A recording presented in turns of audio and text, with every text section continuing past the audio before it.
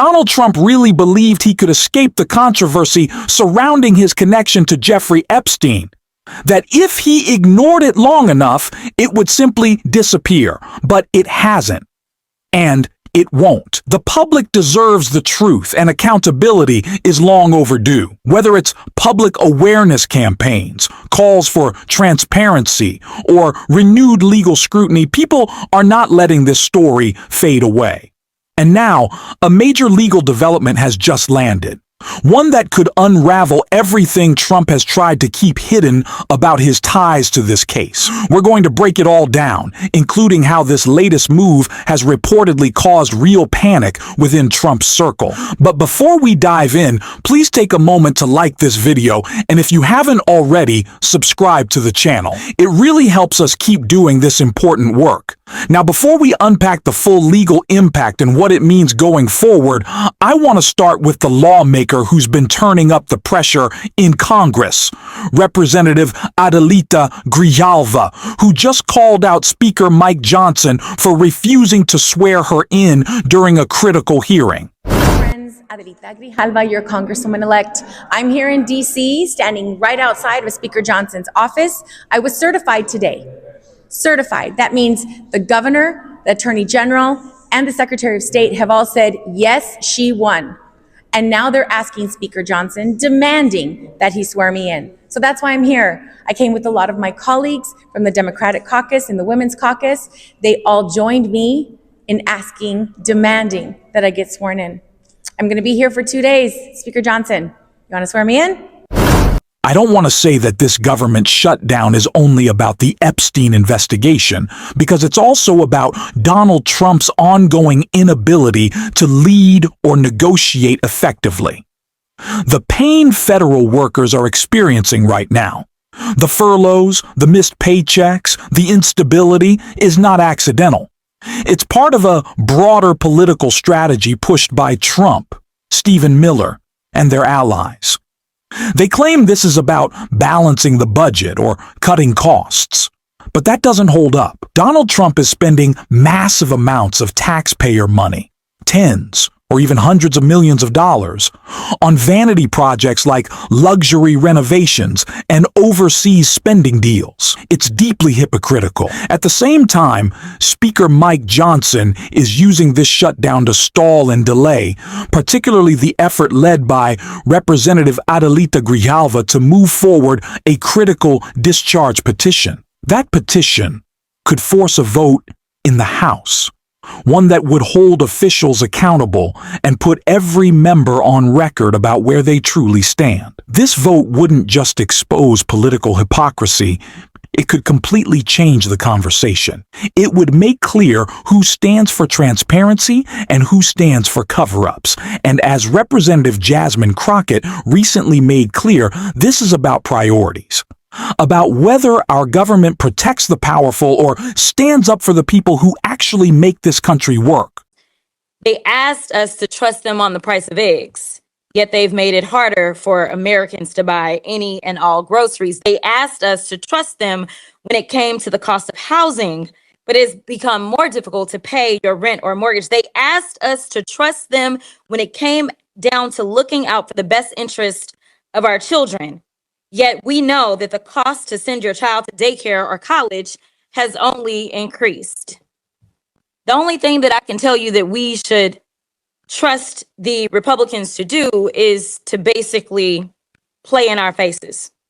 You see, the one thing that we should do is distrust everything that they say, and that is why Democrats are here today fighting. We showed up to work because we understand that in this shutdown, we are still getting paid.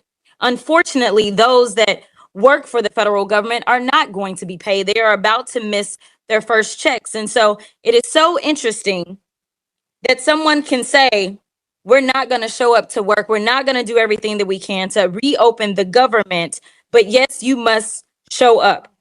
What I have to say to those hardworking federal employees and those that happen to be out sick right now is that I anticipate that a lot of people are going to catch a lot of colds in the coming days, because it seems like the only thing that these people will understand is if we have a real shutdown, a shutdown in which the people that actually make this country go start acting like the Republicans, and they just decide that they're also not going to show up, because at the end of the day, we have a president who recently said that he doesn't know whether or not he even wants to pay people when we do reopen this government.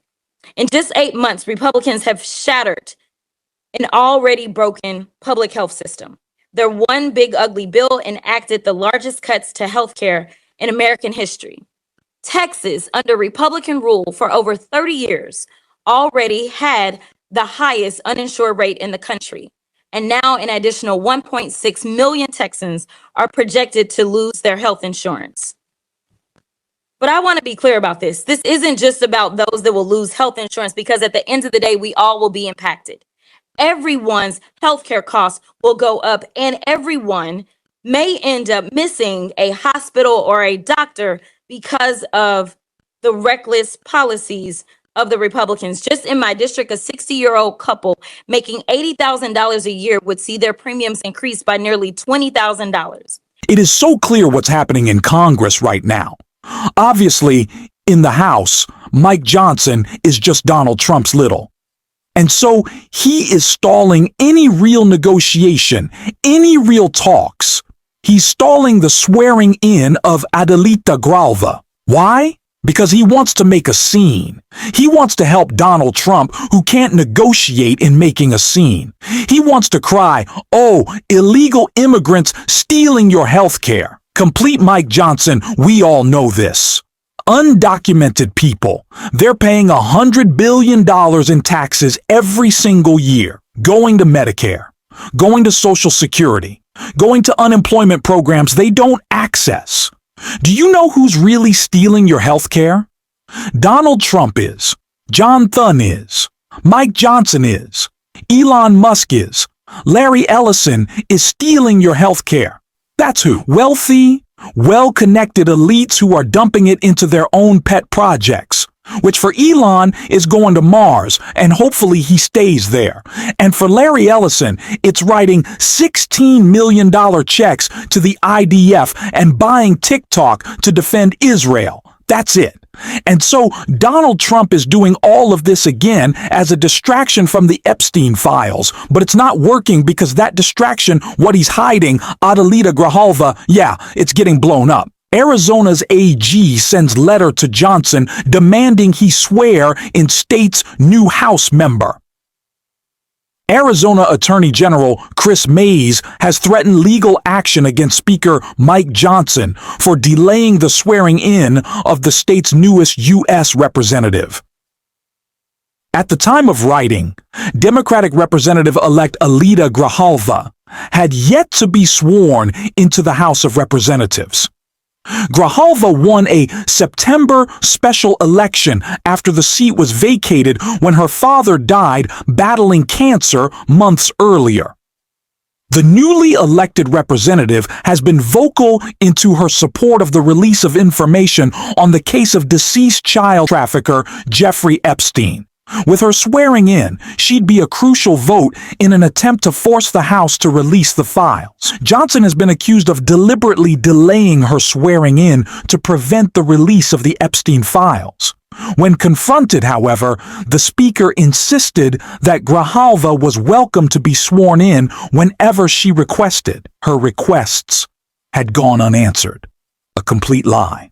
On Tuesday, Hayes published a letter to Johnson demanding Gralva be sworn in to officially take her seat in the House. The Attorney General added, "Failing to seat Mrs. Gralva immediately or to otherwise provide a reasonable explanation as to when she will be seated will prompt legal action." The House of Representatives' uniquely democratic function makes frustrating the will of the voters in selecting their representative particularly egregious.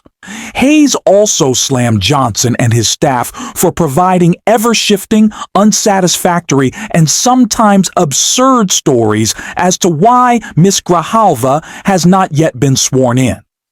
Additionally, Hayes demanded a response within 2 days of the letter's publication. This is a moment for action, for urgency, for outrage that drives change. We can't keep waiting for conservative media to set the narrative. We have to lead it, define it, Speak our truth clearly and powerfully. Because this fight is about protecting democracy, defending the working class, and refusing to let corruption become normal. And if you support that mission, make sure to like this video, hit subscribe, and drop a blue heart in the comments. And until next time, I will see you soon.